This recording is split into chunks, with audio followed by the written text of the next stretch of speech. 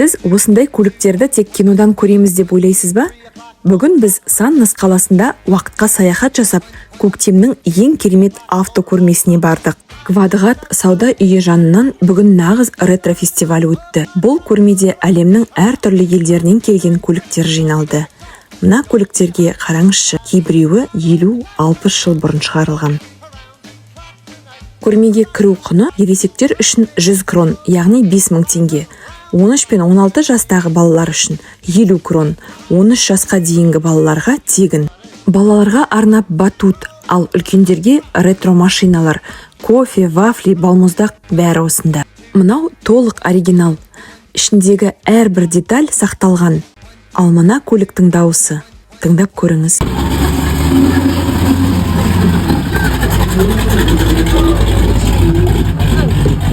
Қазіргі машиналарда бәрі цифрлық болса, бұрын бәрі механика, бірақ стиль жағынан қайсысы әдемі?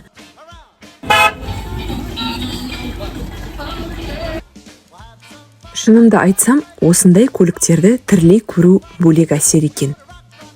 Сіз қайсысына мінер едіңіз?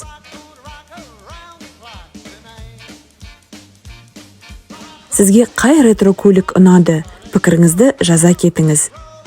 Және осындай контентті ұнатсаңыз, лайк басып, тіркелуді ұмытпаңыз.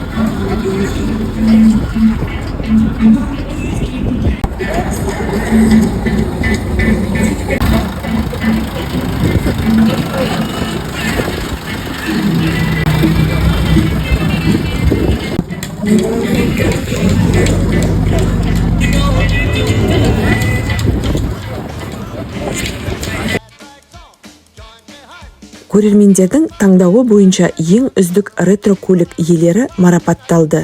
Нағыз стиль мен тарих.